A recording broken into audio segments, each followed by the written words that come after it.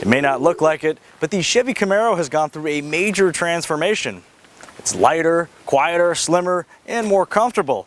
In fact, higher trim levels, like Big Bird here, feel more like luxury sports coupes than traditional muscle cars. So, if it's been refined to the point that it's no longer a muscle car, what is the Camaro?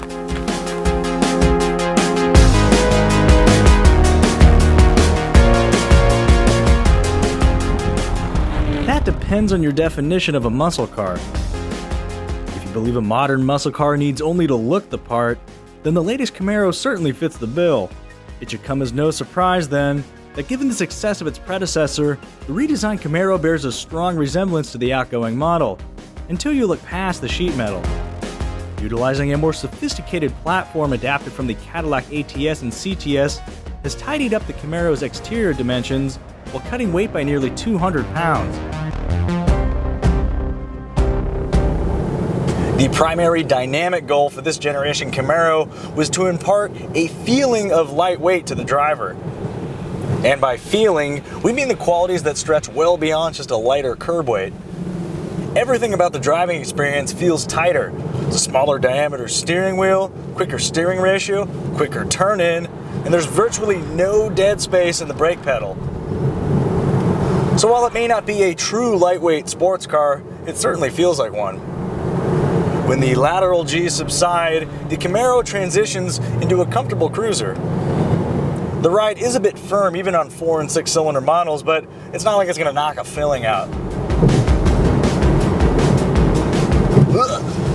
Yeah, see? Still good.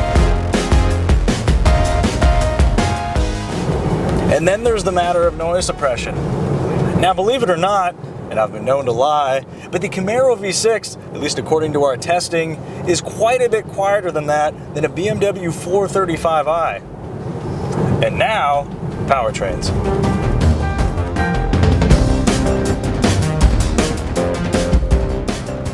At the low end is a 2-liter turbocharged 4-cylinder that delivers plenty of power and laudable fuel economy, though it sounds like the 4-cylinder it is.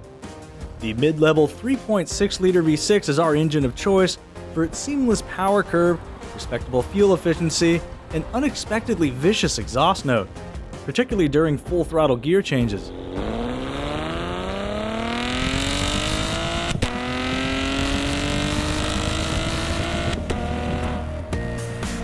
Of course, traditionalists will most likely prefer the Camaro's naturally aspirated 6.2-liter V8, which has been revised to turn out 455 horsepower and 455 pound-feet of torque, while still returning up to 20 mpg combined. Atop the performance food chain is the ZL1, a super muscle car brandishing a supercharged version of the 6.2-liter V8 to produce 650 horsepower and matching torque through either a 6-speed manual or seriously quick 10-speed automatic. The rest of the model range can swap the standard 6-speed manual for a slightly slower, yet sufficiently responsive 8-speed automatic transmission. If you just happen to find an extra $7,000 in your wallet and don't mind driving around in a vehicle that sounds like a heap of bolts tumbling in a dryer, then perhaps there's a Camaro convertible in your future. All of the aforementioned powertrains are available on the convertible, and it's the only version that offers decent rear headroom. You know, when the top's down. The rear +2 seats leave little in the way of legroom for adults of any size. The cargo area is somewhat narrow, but can still house up to 2 full-size carry-ons. Plus, the rear seatback folds down in coupes to expose a small pass-through. Up front, the Camaro mixes retro touches like square gauge hoods with a contemporary dash design. The execution is spoiled to some extent by the excessive use of hard plastic, unless of course you're willing to shell out extra cash for appropriately padded armrests, door panels, knee pads, and upper dash materials. We're big fans of the small diameter steering wheel and the adjustability it affords, but we do wish it wasn't canted to the left.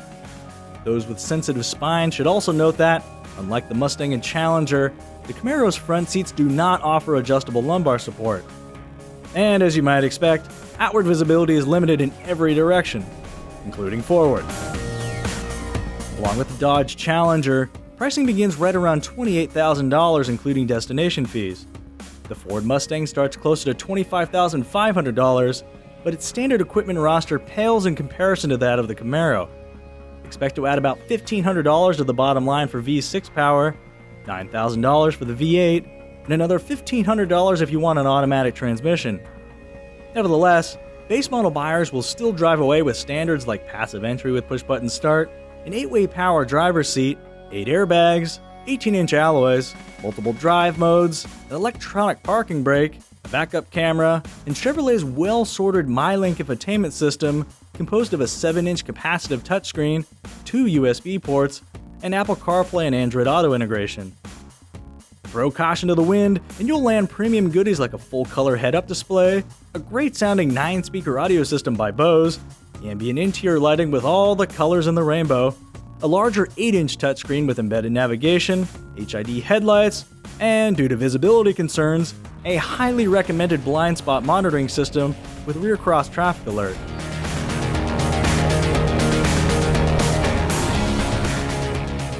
On the performance side of the ledger, there's a 1LE package for manual-equipped V6 and V8 models that adds more aggressive suspension tuning, a limited slip differential, Brembo brakes, a shorter throw shifter, unique interior touches, engine, differential, and transmission coolers, and a black hood for some reason.